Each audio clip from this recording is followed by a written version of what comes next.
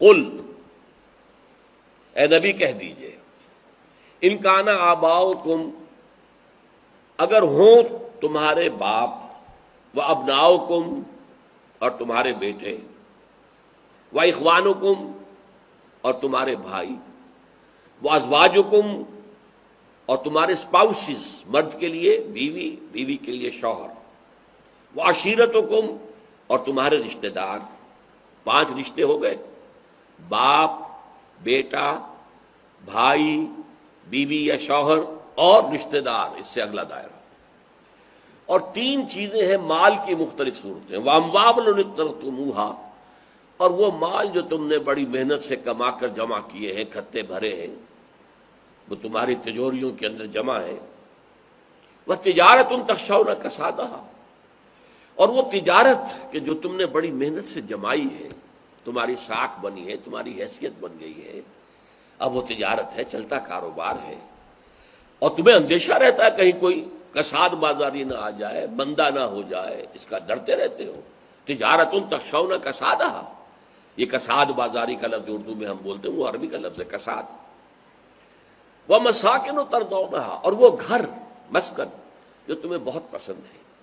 بڑی محنت سے بنائے ہیں، حویلی بنائی ہے، کوٹھی بنائی ہے، ولا بنایا ہے، محل بنایا ہے، اسے سجایا ہے، اس میں کہاں کہاں سے لا کے کون سا ماربل لگے گا یہاں پر، وہ عام ماربل کی بھی بڑی قسمیں ہیں، قیمتی سے قیمتی ماربل لا کر آپ اس میں لگا رہے ہیں، اور کیا فٹنگز ہوں گی باتھ رومز کے اندر۔ پھر تم نے لا کے ڈیکوریشن پیسز رکھے ہیں اپنے ڈرائنگ روم میں، جو آتے ہی ذرا دیکھیں یہاں یہ کیا کیا رکھا ہوا، یہ تمہیں بہت پسند ہے نا۔ لیکن اگر یہ 8 چیزیں احب الیکم من اللہ ورسولہ وجہاد فی سبیلہ، اگر یہ 8 چیزیں زیادہ محبوب ہیں تمہارے نزدیک اللہ سے اور اس کے رسول سے اور اللہ کی راہ میں جہاد کرنے سے، فتربصوا، تو جاؤ انتظار کرو، حتی یاتی اللہ بامرہ، یہاں تک کہ اللہ اپنا فیصلہ سنا دے، واللہ لا یہدی القوم الفاسقین، اور اللہ ایسے فاسقوں کو ہدایت نہیں دیتا۔ یہ نوٹ کر لیجئے، یہ ہے قرآن کا فیصلہ۔ بڑا پیارا شعر اقبال کا ہے، یہ مال و دولت دنیا، یہ رشتہ و پیوند،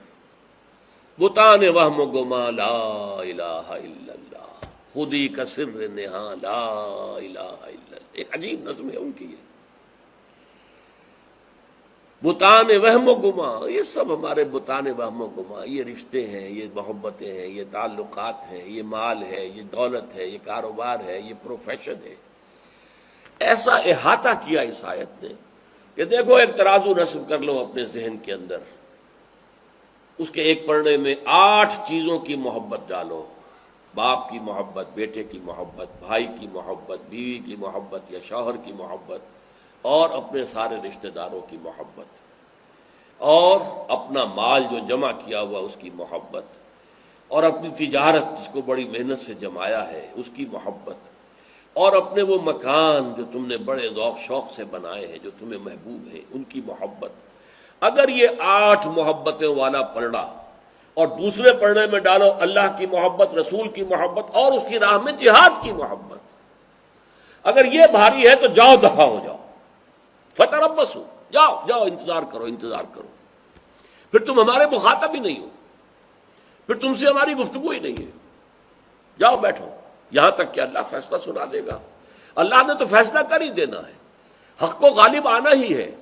باطل مغلوب ہو کر رہے گا۔ یہ تو سورہ بنی اسرائیل میں آیت آ چکی، قل جاء الحق وزهق الباطل ان الباطل کان زہوقا، وہ تو کچھ دیر کی بات ہے، لیکن یہ کہ اگر اب بھی تمہارے پاؤں میں یہ بیڑیاں پڑی ہوئی ہیں،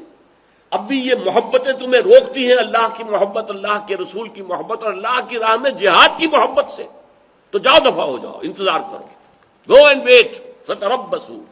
حتی یاتی اللہ بامرہ، یہاں تک کہ اللہ اپنا فیصلہ سنا دے، واللہ لا یہدی القوم الفاسقین، اور اللہ تعالیٰ ایسے فاسقوں کو، ناہنجاروں کو، ایسے نافرمانوں کو زبردستی ہدایت نہیں دیتا۔